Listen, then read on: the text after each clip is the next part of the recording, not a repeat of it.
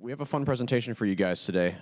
We have had the opportunity to work with Bill and Chris from Nationwide for a good couple of years now, and they've got a pretty interesting story in terms of how they actually got Macs in their environment and really built a support network without a lot of internal support.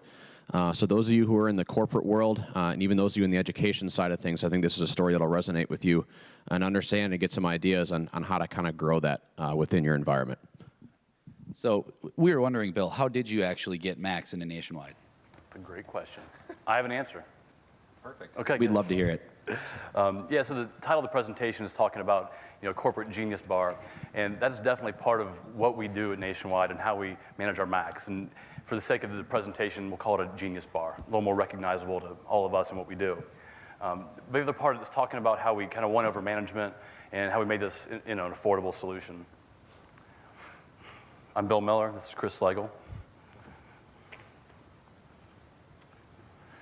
So through the presentation, we'll talk through these different points here. First one being, how long it took us to implement this whole program and how long we've been kind of working on it. Sorry. So, yeah, thank you. What it takes to use a Mac at Nationwide, how our community-based support works, how the Genius Bar fits into that. And the last part is kind of how many people it took to do this and how we do that part as well. The first part is this has been like 8 years in the making. There's been a lot of start-stops for us over the last 8 years. It was 8 years ago where we saw our Mac population growing quite a bit. And so my manager at the time came to me and said, go buy a Mac. I said, okay. The Mac came in. I said, okay, got this Mac. Now what do I do with it? He said, learn how to use it. I'm like, okay. So what I did was went out through the enterprise to our small groups of users, 15, 20 people kind of thing. Found out through them where they needed help, where the systems weren't working for them, that kind of thing. At that point, it was just me doing it. We didn't have any kind of tools or support, anything like that. And that went pretty well for a couple years. And then 6 years later, we were working with Apple on a Mac in the Enterprise offering, and made a lot of progress there. We figured things out we hadn't been able to figure out before. And then 2008 hit, economy took kind of a downturn. So at that point, the support was pulled for it as the perceived additional cost for a Mac. So looking back, it was probably the right decision to make to shut that down, even though it was kind of a tough pill to swallow. Then 3 years ago, we had a specific business case come into us where we wanted to open up for our Java developers, which makes sense. So we started looking at that and what we could do to help those folks. And then support for that kind of fizzled out, went away. So we always kept hitting these different roadblocks at different gates through the whole project process. Then that kind of brings us to where we're now. So a year and a half ago, we decided, okay, what are we going to do with this thing? Are we going to do anything with it? We looked at all of our options. Are we going to just ignore the users like we had before? We recognize they're in the environment. We know we have them. What are we going to do? We do nothing? That didn't make sense to us. We've been doing that for 7 years at that point, and it wasn't working for the users. It wasn't working for IT. So we tried to look at where we could affect the most amount of change. And we know in the population we had, they need help. They need support. So that's what we were going to do. We were going to go after the current user base we had of Macs, do what we could to improve their experience, and see where it took us from there. So as we get going here with our scope being just the existing Macs we have, nothing else, no growth. We weren't concerned about growth at all. We did the small things. We bound machines to Active Directory, and that blew people's minds that these Macs can actually get on Active Directory and communicate. And that blew people away. We did other things. We purchased the Casper suite. We could do simple reporting, inventory, that kind of thing. We knew if we had a bunch of license of Adobe, we needed to buy more. If we knew license compliance. We knew all those kind of things. That made management really happy, obviously. And so it was kind of about that time people could kind of see the vision of what we've been trying to drive towards and what we were trying to do. So in talking to our leadership, and still working under the same premise that this is what we're doing, is affecting change there. We started with the simple things, like I said, and then we had a meeting with some other of our leaders, and we're getting more people kind of buying in along the way, just by showing them that these things can work in this enterprise. They can actually function as a real computer. So that's why one of my senior vice presidents, why can't we make this available for more people? I said, well, we can. We've proven we've overcome a lot of these technical hurdles already. So we can. And then he gave me one caveat. It had to be at least cost neutral or cheaper than our Windows offering.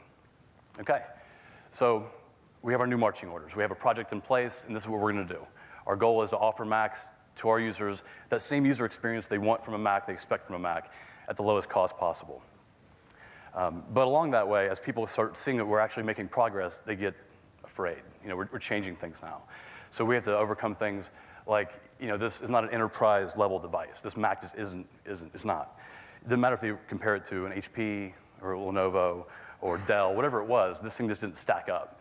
And one of the reasons was you couldn't dock it in a physical dock, and that bothered people. And I understood, as they told me, because these are Windows people that have only done things the Windows way. So they're programmed Windows, Windows, Windows. So if they have a Windows user who needs 4 displays, well, there's no easy way or whatever to do that on a Mac. But so you kind of challenge them. I challenge them to say, well, that's true, but if we have something called mission control, and you have a couple, maybe a display or two, if you're savvy enough with that, you can take advantage of that. So it was about education. The other piece came down to there was nothing that you need a Mac for. Anything you can do on a Windows machine, you can do it all. You don't need a Mac for anything. And that became kind of a reoccurring meeting, a discussion we'd have with people. That they want to argue the pros and cons between the two. And that just isn't a discussion that we have any longer. What we had to help them recognize was that I'm not trying to argue that the Mac is better than Windows. I know as IT nerds, we love to argue what processor's better or what OS is better, and I don't care. I know that we have a group of users who would benefit from this offering. So that's the approach we took. It's just one more tool that we can put in our arsenal and give our users that they can utilize and be better at their job. I mean, it's a recruiting tool as well. We have kids coming out of college that they've never used Windows potentially. So we now got rid of some of that learning curve where they don't have to come in, learn how to use Windows, and then learn the enterprise way as well. And finally, the biggest one. This is way too expensive. There's no way we'll ever be able to justify this. There's no way we can support it. And I understand what they're saying, because we come from a 99% Windows world. I mean, we are just all Windows. We have been. We're an insurance company. We're very conservative, very slow-moving with technology. Every process, every procedure, every tool, every website, everything we have was built, designed, and rolled out for Windows. So introducing this new operating system where maybe some of our stuff will work, maybe none of it will work. I mean, it's fear. It's scary. So that was the biggest one. So, we worked through those things, and we'll talk more about that as the presentation goes on, how we, in fact, were able to make this not only affordable, but we made Macs a cheaper offering in our company than what Windows are. So we talk about ordering Macs. At first, the scope was maybe just the Java developers, maybe just the folks who need Creative Suite, that kind of thing. Maybe they're the ones who need it. But like I told you before, as we started overcoming some technical challenges, do we really care who has it? If we know we can secure it and meet our security requirements, maybe we don't care as much. So we talk about the ordering process. The entry point is the same for us. You hit our ordering system. The one difference is we catch Mac orders, and we take them through kind of a little interview process. It's something that we're working on automating a little bit more, but today it's an interview process. And we have to make sure they understand and they meet within our eligibility criteria. The criteria isn't too much, but I mean, this is what it is right here. Do you know how to use it? I mean, it seems kind of obvious, but we're not trying to give a user their first Mac ever. I think that if they want to use a Mac, that's great. That could be a good tool for them. But I would encourage them to go to the Apple Store and pick one up. I don't believe there's anything just inherently magical about the Mac OS personally that just makes you better at your job if you don't know how to use it. So we're trying to make sure the right people have the right tools. Do you need Windows? I mean, that's a question we ask, and they say, no, I don't need Windows. Well, you might, and so we have to make sure they understand what that means. What websites are you using internally? What applications are you using, that kind of thing. Because while the Mac hardware is awesome, we don't want it to be a thin client. We're not just trying to give people a way to remote into their Windows environment. And quite frankly, we're not even offering a locally hosted VM at this point, purely based on cost. But along with that, do you need Windows? With the application compatibility, in working with Apple and us doing our own research, we've put things on our website that we'll show you here in a little bit, where we've done our research. We know out of the maybe 70 or 80 standard not standard, but the biggest hitting apps we have in our environment. We have an app gap analysis. So if you need Visio, well, we're going to give you OmniGraffle and that kind of thing. So that helps the users before they even order a Mac. They can hit the site and know that it's a fit for them. And the last and possibly most important piece is this community-based support, which I've heard people talk about this week. And I'm pretty proud of the model we've put in place. But they need to understand that this isn't a call your IT service desk, and they have all the knowledge to help you with what you're going to do. Now, we're going to make sure through that they have a great website to use to find the information they need, and we're going to make sure that we do a good job of keeping it current. The other piece of that is the self-service app through Jamf. I mean, we'll talk about that in a little bit too, but how invaluable that is to us, how users have a single piece, single place to get all the applications or tools or whatever they might need. And the last part is our Genius Bar, and how the users will have a place to come get a resolution to their problems. Okay. So with the community-based support, I think it's pretty self-explanatory. You have to give the users a place to go to get the information they need if you expect them to support themselves. We found out over the last 7 years that this community did kind of want to support each other. They wanted to work together and share little ways they did this or that. So we wanted to find a way to bring them all together. And that's what we did with the website we have. We know that, and we've found in working with Apple and other companies, that it's got to be easy and pretty. You got to use as few words as possible and all the screenshots you can give them. If you give them that, they'll look at it. We're not a technology company, so maybe if you're a Cisco or a huge company like that, it's all technology, maybe it's realistic to think you can say, here's your wiki, check the wiki out, read through it, you'll get it. Maybe it is. For us, it wasn't. So we knew that if we didn't give the users this rich experience, they weren't going to use it. And Chris is going to show you a little bit about that. Okay. All right, so this is the basic homepage. This is what people see when they first log in. What I'm going to look at right now is printers. So we've got a great solution set up for the Windows side. It's web-based. Any printer at Nationwide that they need, they can log in, download all the drivers. It's wonderful and it's great. Through self-service, as you all know, you can do that for all the Macs. The problem is that Nationwide's not super big, but it's not small either. They got a lot of printers, and the only way to get those added in there is manually. So before we started growing, it wasn't that big of a deal. People would reach out to me directly. I'd add the printer, and they'd be good to go. They'd download through self-service, and everybody's happy. As this project started to ramp up, we got a lot more requests for printers. So as we put the site together, the first thing that we did was... Nobody watch. You can't type when you're watching. Okay, there we go. So put a section out here on printers. As you said, it has to be pretty, it has to be simple, so we put lots of pictures out here, log into self-service, pick the printers category, select it, download it, everybody's happy once again. So, but as I mentioned, because not all the printers at Nationwide are out there right now, there also needs to be a way for people to request printers. So the whole point is that one of the points of the self-support site was for people to contact me less. So as Andrina pointed out yesterday, is getting people to do your job for you.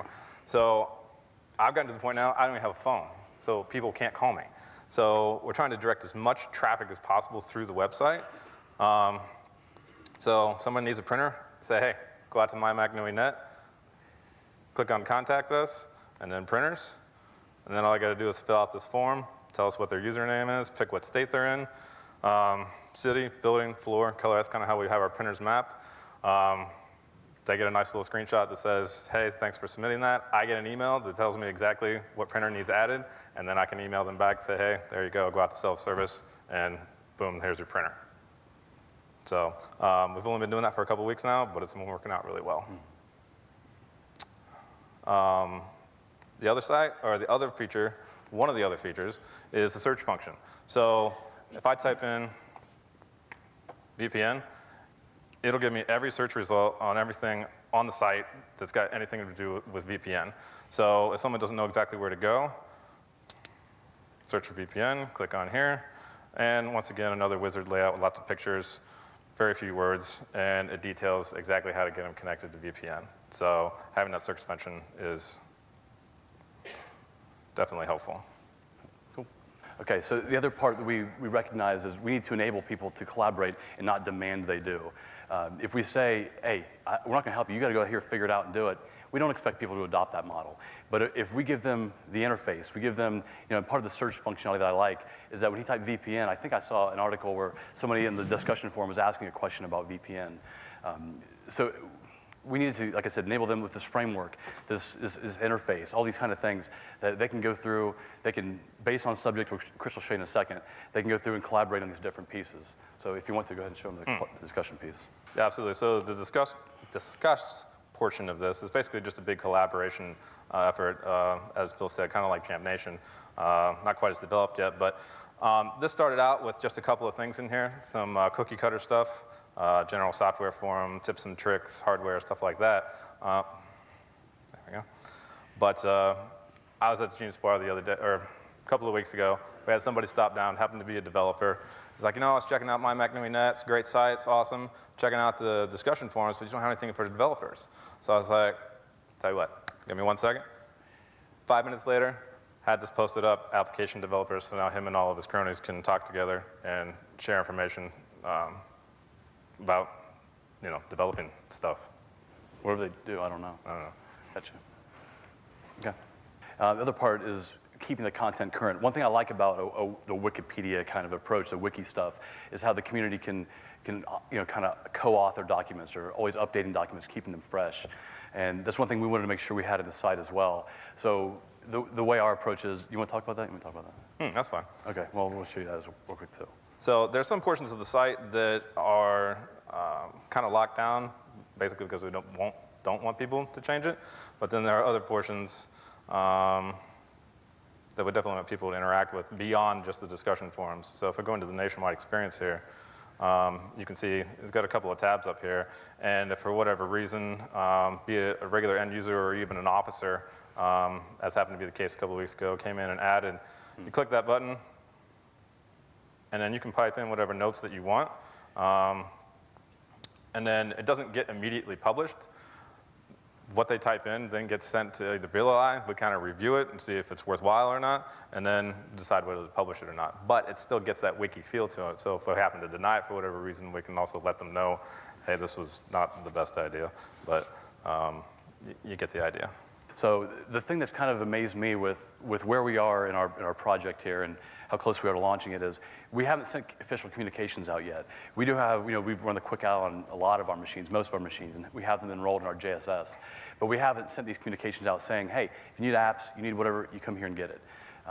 With that being the case, we've already seen this adoption of this tool catch on, which is, I'd hoped for it, but didn't really expect it. The thing that really makes it invaluable to us is with how quick it can be. We can grab a package, get it put out there, scope it, use Jamf Helper to send them a message or an email, whatever it is, and let them know that this is available to them. Just last week or 2 weeks ago, when Chris and I were at the Genius Bar, a user walked up, and I forget the app now, but he said, hey, I need this thing out there. I need this app, and I don't know where to get it. And I couldn't believe he was asking us. I mean, I was glad he was, but he knew the self-service experience or this portal, as they refer to it, it all existed out there, and it wasn't out there. So he wanted to know, can you guys put it out there for me? And whatever the app was, it wasn't an enterprise license thing. Absolutely, we can get it out there for you. And so Chris got it, composer, packaged it, stuck it out there, scoped it, and next thing you know, I don't know, an hour later, he lets this person know that it's available. So that's just been huge for us. On the side there, we're not doing anything too crazy with it. We haven't filled it up with very many links. We have just a few things out there.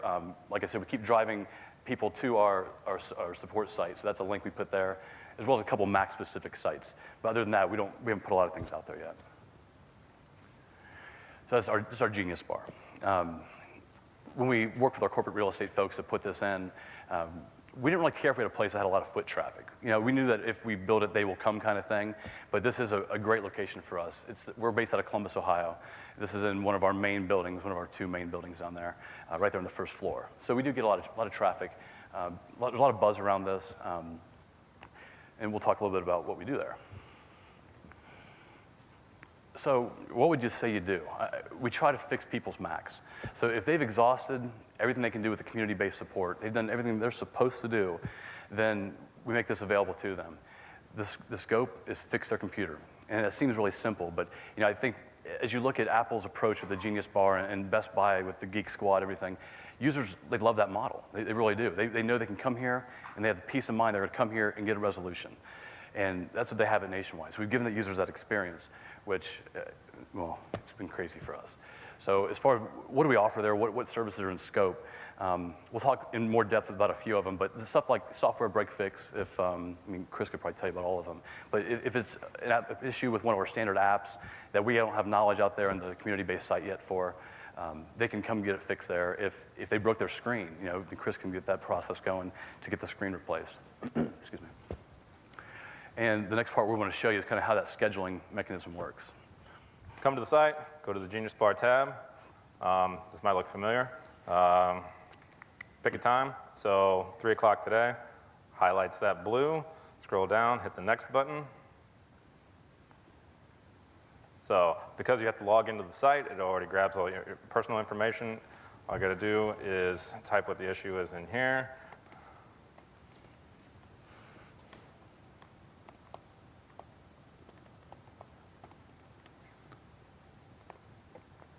Hit next, and then they get a confirmation on the web page itself, and then they also get an email. We get an email as well, so now we know the appointment's coming up, and again, everybody's happy. So they might not get support that day, but they've got a time scheduled for it. So, and again, that's kind of going back into the agreement of when you get a Mac is that you don't have the option of calling ITSD. So you have to be okay with maybe not being able to get support for what you need that day. It may be the next day, or maybe 2 days, maybe 3 days. So, but it's still, they're not just hanging there. So they've got something they can hold on to. It's like, all right, it's gonna get fixed here, so. The other part I wanted to mention about the Genius Bar is we also have like stock accessories there. So they don't have a Thunderbolt to DVI adapter, or they need a new power supply, that kind of stuff. We keep those there.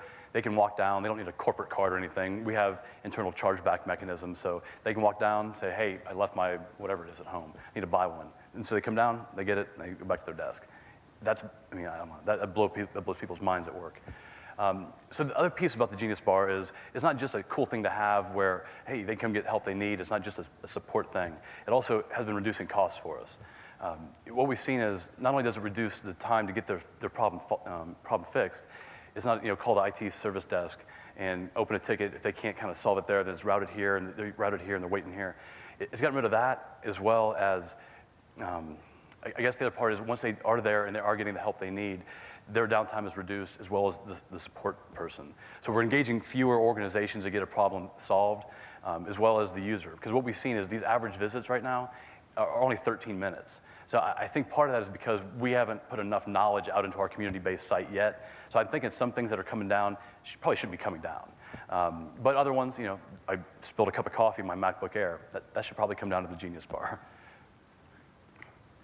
The other part we're doing at the Genius Bar is all of our deployments. So within that, our Columbus campus, as we kind of call it, if you get a Mac, the way we deal with that, the Mac comes in, we get it loaded, that kind of thing.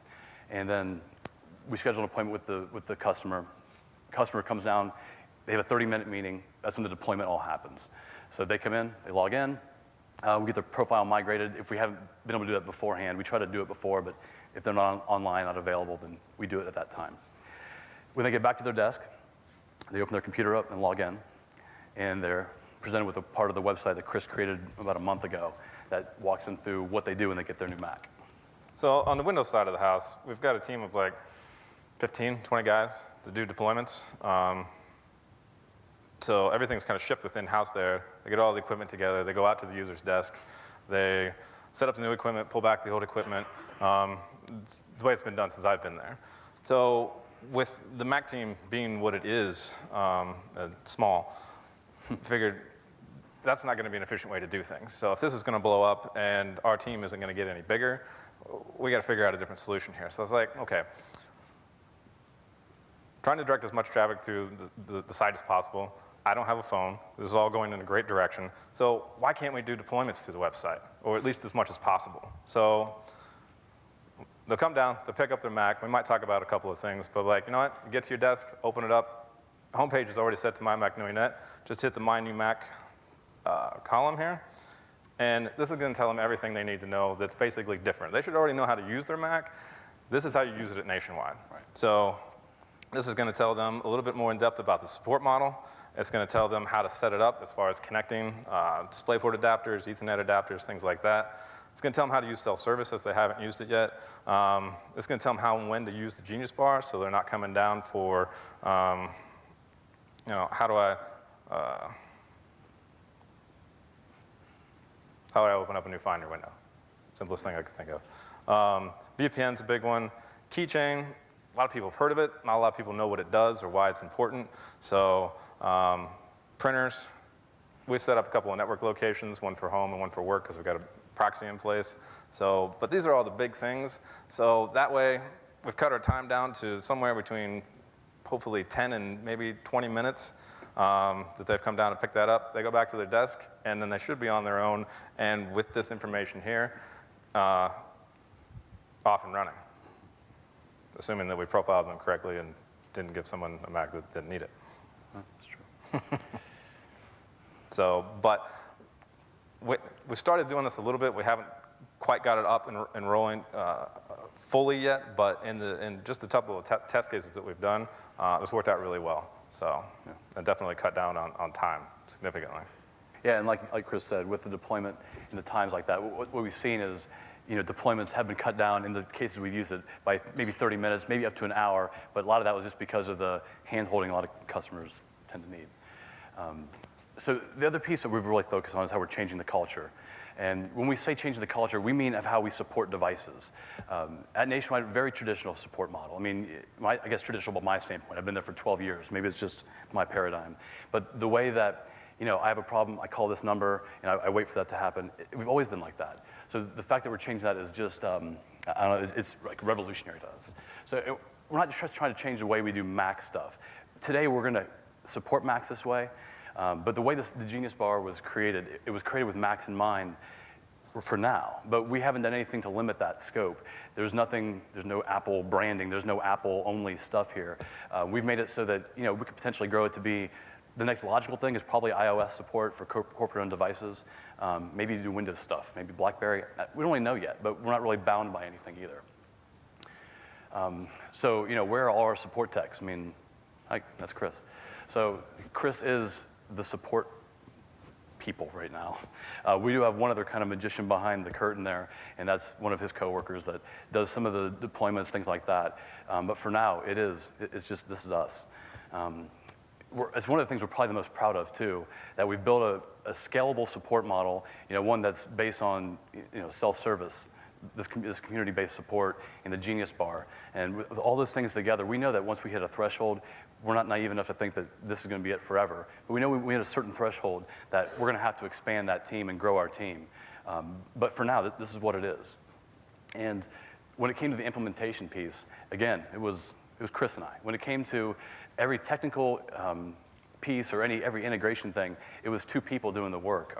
Our project team consisted of an executive sponsor, project manager, Chris and I, and we had another guy on our team who was kind of the front man out there doing the presentations, the evangelism, and that kind of thing. And so now what do we do? Our project hasn't even launched yet. We don't launch until, I don't know, later this year, next couple months. And I keep coming back to the fact that we haven't launched yet, we haven't communicated this thing yet, and the adoption of what we're doing already has been catching on. And people are asking us how we can tie other products into this already. I'm like, well, let us finish this one first, and then we'll look at that. Because we know we're not done yet, because the other part of that is we're always looking at how we're going to streamline things and make our user experience that much better while keeping costs low. Because we're not a publicly traded company, but we want to be a value add to our organization and not just an expense. So that's why while we set out to make this thing cost neutral or cheaper, that was to prove that we could do it, and not just make this thing twice as expensive. But at the same time, we're always trying to do things as cheap as possible. And that's all we got. Anybody got any questions? So when they go to the Genius Bar, are you guys still opening tickets so that knowledge base is getting updated? Yeah, I meant to bring that up. So the question was, as our Genius Bar appointments, are we tracking that work? Are there tickets being created? And yeah, the answer is yes. So if they do come down for a visit, the ticketing system we use in the back end, Chris will cut a ticket for them, and they are charged time and materials for it. So yeah, it's still charged. Yeah. How are you making it cost neutral? I mean, if someone wants a Mac, hardware-wise, Yeah. Not a problem for me. No, the question is, Macs are more expensive. How are we making this cost neutral or cheaper? And it's because of the support piece. It's purely because of that. The acquisition cost of a Mac is, we get a pretty good volume discount on the Windows stuff that we're buying. We get a not so great discount on the Mac stuff we buy. But yeah, we understand that acquisition cost was higher because that's a great question because that was the one thing that was kind of universally accepted. It didn't matter what anybody individual knew about Macs. What they all agreed upon was they were just more expensive. And so what it came down to for us, is our support model. We don't have an army of guys supporting this. And I think we probably agree that people are probably the largest overhead we have. And so we're able to, with self-service, in the website. That's what we've seen so far. And the thing is, as our scale grows larger, as we have a larger user base, our costs will go down even further because we're kind of spreading this cost of, what we've paid with Jamf, web development, all these different things. We're spreading out over a thinner amount of people right now, or a smaller amount of people. Is your ticketing system homebrew, or do you have an off-the-shelf solution? Does it integrate in with Casper at all? So like they open up a ticket, does it provide them a link that would link right back to the computer? So does the ticketing system, yeah, it's a very industry-wide tool that we're using. I have no idea if it integrates with Casper. We haven't even looked at that. Today, the way it works is, person comes down to the bar, he has an appointment with Chris. Chris fixes the thing for person. Chris goes open the ticket for this person. That's the way it works today. But yeah, we haven't even thought about automating that part of it yet, honestly. Can you share what solution you use for ticketing right now? It's HP. Yeah. How many Macs are you planning to support at launch? It would be just around 500. Yeah. So we have around 40,000 or so endpoints right now, and speculations will probably grow to 10% of that. That's speculation. That's what Apple's helped us with on those numbers. So I think we'll be there in probably 3 years, we thought. Bill? So I have a question. Oh, Jonah, yes. What do your Windows guys think of kind of this whole program that you've developed? And do you see the Windows side moving towards this path as well, or do they kind of scowl at you and hiss when you walk by their desk during the day? Yeah, it depends who we talk to. So a lot of the guys do like the things we're doing. We've been working finally with our desktop engineering counterparts on the Windows side. Yeah, they like it because, I say they like it. They like it. Our support leadership for the support side is still skeptical. They don't know that we're going to be cheaper or cost neutral. So I said, we'll have to just see how it goes. I don't have any doubts we're going to be. So it depends who you ask, what aspect of the enterprise we're talking about. But I would say it's kind of a mixed bag. So I think for a while, a lot of people thought that it wasn't going to happen. It's like it was talked about for a lot, and then it was like, okay, I see some commotion. It's not actually going to work. But now that people see that this is actually it's a real thing that's happening, I think more so not the leadership, but more the support people were like, Right. it's kind of cool. Yeah. So we got a couple people, definitely on the support side, I was showing them Casper Suite, Casper Admin, they're imaging Macs now. So And they've never used Macs before. These No. folks are like, they don't know anything about it. So, yeah. Yeah. Well, and part of that, too, is because of the start-stops we've had over the last 8 years. So I can appreciate their apprehension that this time it's going to work, Yeah. So how do you encourage or discourage drive-bys? Because that's a big part of the whole support model. It is, absolutely. So the question, go ahead. That pretty cool looking place there, that makes drive traffic come good underneath it. Yeah, absolutely. So what do we do with drive-by traffic? For right now, so like I said, we haven't launched yet, but that doesn't mean Chris turns people away when they need help. So for today, people are coming down. The only reason appointments showed up there, and that's something we probably should have touched on, you only saw a couple of appointments out there. We can add as many per day as we want to. So the plan for now is to have the Genius Bar available 2 or 3 days a week. We're not sure yet. But with our population, in my opinion, not being very large, we shouldn't need to be there 5 days a week. So the way we're going to discourage it is we're not going to be there all the time. It's not going to be staffed all the time. And that's it. Because you're right. If it's always there, and Chris can probably answer this question. No, I know he can answer this question better than I can. You're right. There's people there all the time, it seems like, just because it's easier. And it makes people almost lazy, because they don't want to go look at the community forums and that kind of thing. So. I know. Yeah, we don't have our benches out or stools out front yet. Maybe we shouldn't get any, or make them like Chipotle. They're real hard to sit on. I don't know. What's the reach Oh, it's 3 years. 3 years? Yeah, we're looking at doing longer than that. So what's the refresh cycle on our machines? Yeah, it's 3 years. We were encouraged or suggested, maybe not encouraged, it was suggested to us that we could stretch that out over a 4-year kind of amortization schedule. But it's 3 years for our machines today, so we followed the same model. So one thing you might consider is a portal where users take self-guided quizzes to learn more about their Mac. I know. Manage them and reduce, if they pass all these, right, the refresh cycle is reduced for them. Because then it's less support for you if they're taking these quizzes on their own time and learning more about how to manage their own machines. Right. Yeah, and we've talked about different, like a tiered support rate. We talked about, we could potentially have an executive rate where, if they needed to have the handheld kind of experience, I'm not sure how to say that nicely. If they needed a more hands-on experience, that we could charge them a tiered rate. But for now, it's going to be, and that's how we do things, at least in Nationwide, it's chargeback models, and that's how, I don't know how everybody else does it. But yeah, that's a great point, but we hadn't considered that yet. So I saw on your site that you had a section that you could test a Mac out, so I'm assuming that it's a new user and they want to borrow it and kind of take it for a test run. Right. And you combine that with the fact that existing users that have Macs, and when they fail and they're kind of in your shop replacing the hard drive, I assume you're going to issue them kind of like a loaner laptop. With those two items, how do you track those loaners and test machines that are out and about? So say you loan 50 of them out, how Right. do you know that's why? Yeah, and I'm glad you saw that link. The reason we added that just a couple weeks ago was for, as we know as we launch this, there's going to be areas, well, let me repeat the question. So we had a link out there about how do you request a test machine and how do we track where those machines might be. So first of all, the reason we have it is so if there's some app dev team who they want to start looking at Macs, well, hey, we have a Mac you can borrow. You don't have to pay the money for one now. So that was the intent of why we had that out there. The question you asked about during a break-fix scenario, we actually use a model where, depending on what the issue is, if we can just swap the hard drive out and give them a new machine, we do. And our asset management system is tied into our ticketing system, so we keep up on that stuff as well. Yeah. Jonah, any more questions? Kyle? I got Oh, one. okay, go ahead, Kyle. Yeah. I'm curious if you've gotten any direct feedback from your users who have switched from Windows to Mac about the whole self-service model, if they like it, if they actually tell you, hey, this is a lot better, this is worse, anything like that. I would say that it's partially no news is good news.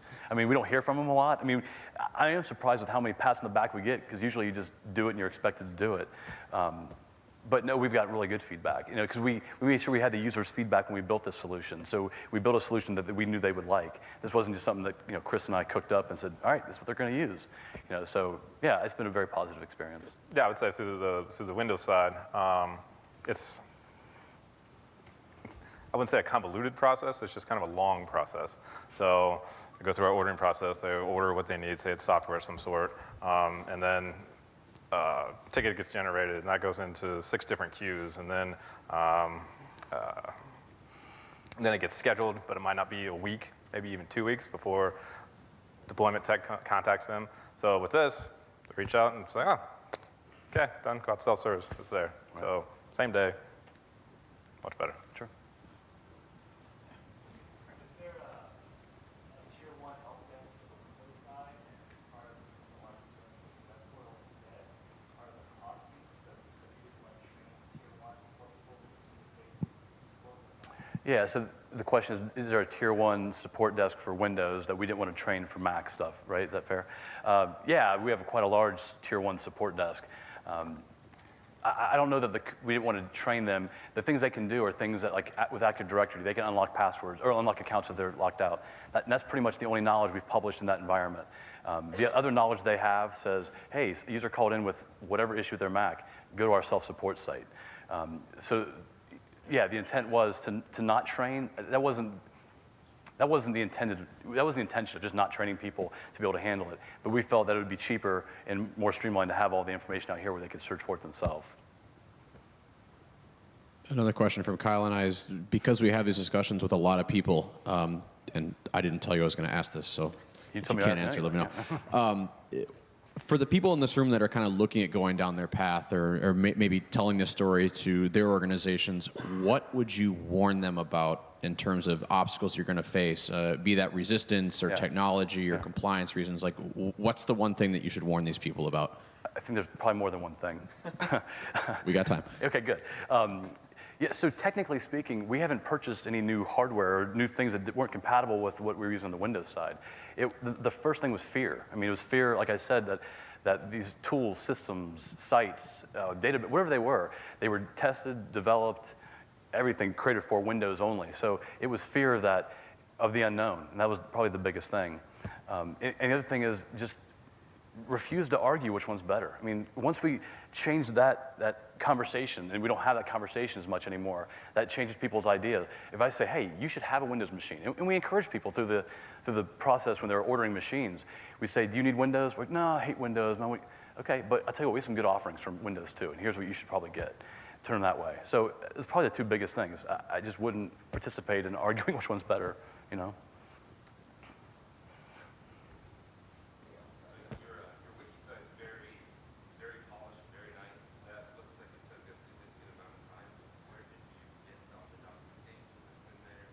Yeah, so we outsourced that. We didn't build that. The company's called Blue River, and this is what they do. If you're interested, I'd reach out. I'd give you some contact information even. They give you some contacts of other customers, and I could talk to you as well. But yeah, this is what they do.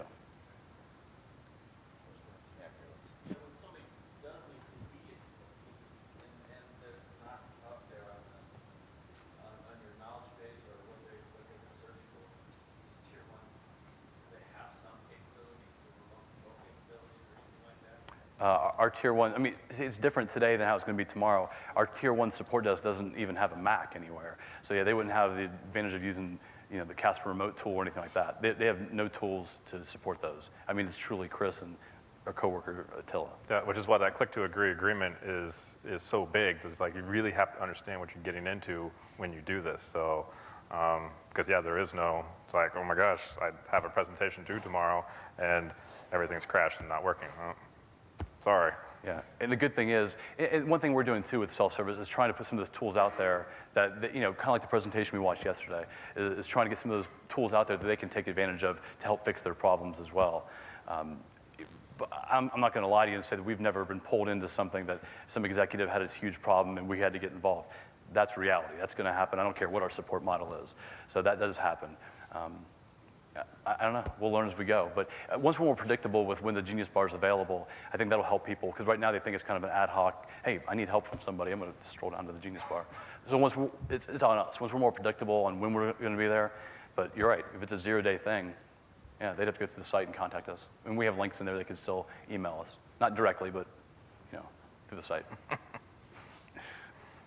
Yeah. You said that, like, if someone leaves their power adapter at home, you guys give them a new one and charge them for that. Okay. Is that a policy where you charge the separate groups for lost or damaged equipment, or is that just so you guys don't have to eat the cost of anything?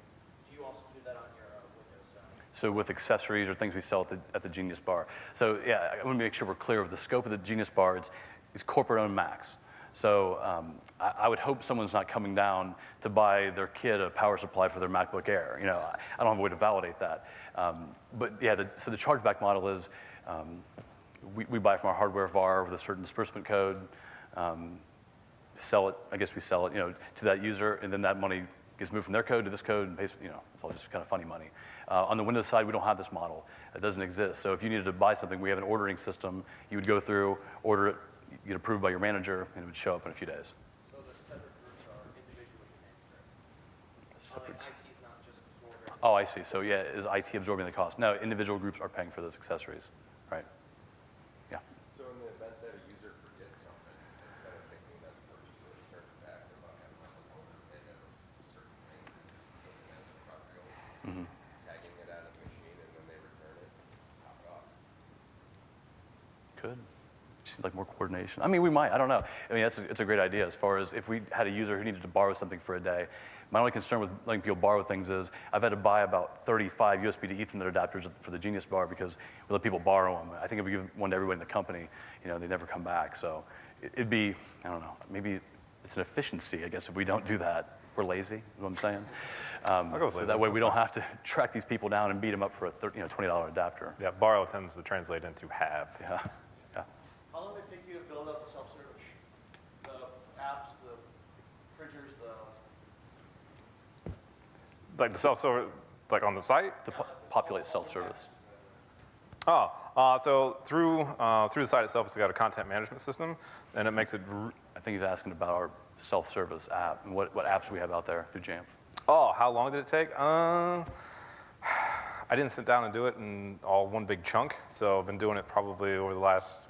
How long have we been using this? A year and a half. That's Jonah. He sold it to us. So when did we buy this? But, and something like that. But what I'd say is the one that's probably taking the most time is we have, thousands of printers in our company. So that's one thing that I know that's why it's nice to have this form where they say, hey, we need a printer. We didn't go through and say, let's add all the printers. That would be awesome. But like Chris kind of alluded to, we have an enterprise printing solution that is pretty cool. It's web-based, so they can go map printers and get things they want. It just it's not working with the Mac yet. So we might have kind of a dual solution thing for a while. And on that point, Chris, most of the stuff you built seems to be pretty reactive to what the users are asking for, right? yeah, It's a absolutely, situation where here's a problem.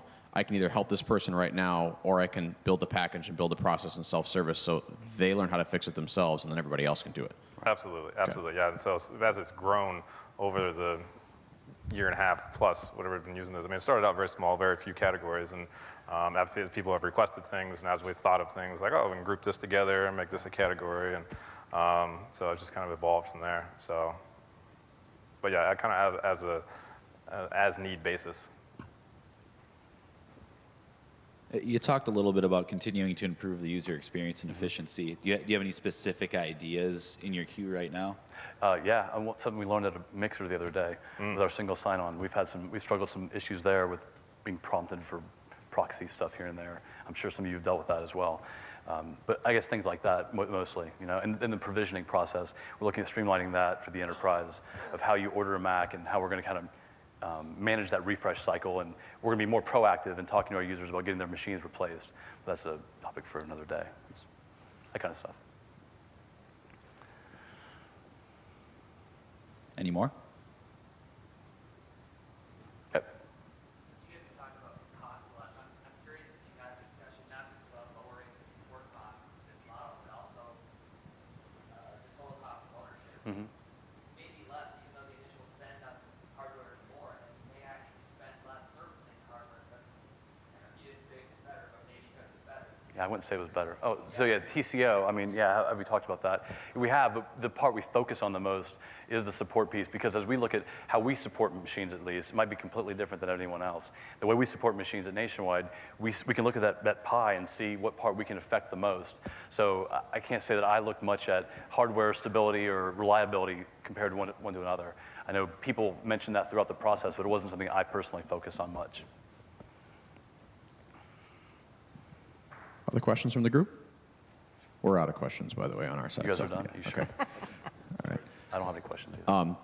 Chris, Bill, thank you very much for hanging out and sharing this information with the group. And thanks to you guys for listening. Hope you learned something new. And we'll see you later on the day and at happy hour at 3:15.